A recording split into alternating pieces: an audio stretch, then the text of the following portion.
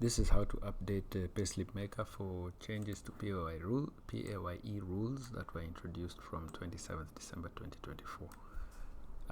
This is the page on KRA's public announcements where they introduce those rates or those changes. I've summarized that page as follows. There are 3 new alloweds: house levy, shift, and post-retirement medical fund. There are 2 alloweds that have been increased. They were there before, they've gone up: mortgage, unoccupied interest, and pension, both have gone up. Then 2 reliefs which were there before have been removed: house levy and post-retirement medical fund. These 2 have been moved into being alloweds from being reliefs. And then there are some items which the government allows you to get free of tax, which is benefits, which this includes all benefits like phone, water, electricity, furniture, etc. The total of those, and these benefits by the way exclude car and house, the total of those, if it is less than 5,000 per month, is free of tax. If it exceeds 5,000 a month, it's taxed. If the organization you're working for feeds you in a canteen or a cafeteria or some other way, and the value of that food per month exceeds 5,000, it should be taxed. Less than that, it's not taxable. If your organization is giving you a gratuity per month of less than 30,000, it's not taxable. Taxable above that, it's taxable. So these are the changes. That's the summary of the changes right there. Not more than that. In PayslipMaker, the ones that have starred are handled manually. The other ones are handled automatically. So I'll show you how to make those changes in PayslipMaker. Just to note, the P10 for iTax needs to be updated so that these new alloweds have a column into which they go. So let's go to PayslipMaker. Okay, now when you come to PayslipMaker, I want to show you the 3 steps you need to do in order to update to accommodate those changes by KRA. You're going to go to pay types and make some changes. You're going to go to calc rules, and you're going to go to rates. But first, I want you to make sure that you have your December payroll. So if you have not already done it, copy previous and process. Make your normal changes. So if any increases or things that need to be changed, make sure they're changed. The reason we did this is so that when you go to calc rules and rates, you're going to find existing rates there that you are now going to change. If you have not processed, you'll go and those pages will be blank. Okay, so let's go to pay types first. So in pay types, we're going to add 3 new pay types for the 3 new alloweds.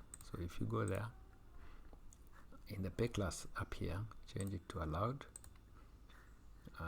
I've already added them. You won't see these 1, 2, and 3. You're not going to see them.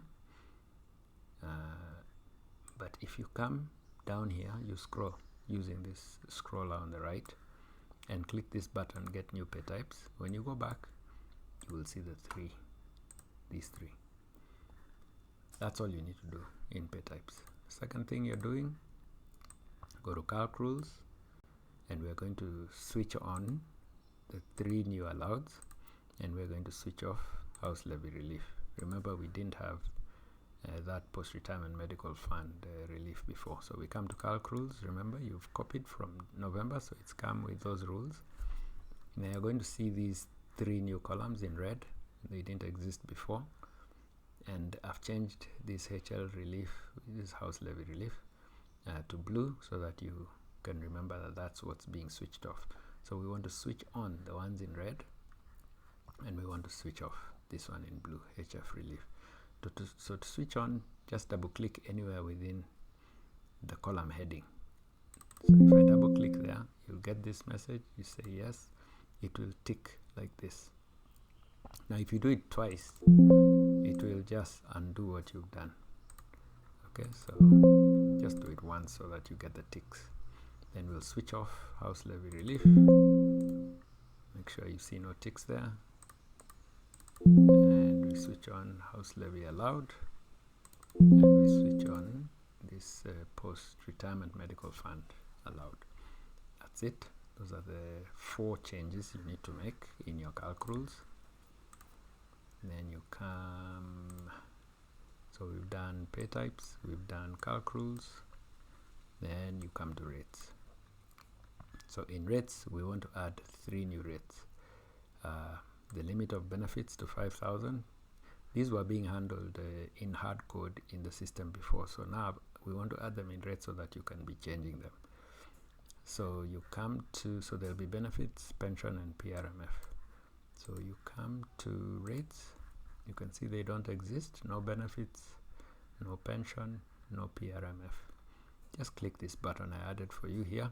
Click this, it will tell you what is happening. You're adding pension, benefits, PRMF. It's telling you the month in which you're adding it, which is December 2024. If you don't do this change in December for some reason and you come, maybe you've already closed for the year and you're doing this in January, that's okay. You can always do this into January rather than into December. It will just mean that you'll be opened here in January 2025. So for those doing in December, you confirm, you see December, now you'll see pension, benefits, and PRMF. So benefits you can see has been added there, pension is here, and PRMF with their limits, and that. Okay, so as far as the updates you need to make into PayslipMaker, that's it. The next thing you're going to do now is to process your payslips to confirm, and then later on we'll have seen whether the iTax P10 has been updated, and then we'll see which column the allows are going to go into. Okay, so for now, those are the 3 things I want you to do to make the update, and then I'll do another video to show you what the old payslip looks like and what a new payslip looks like.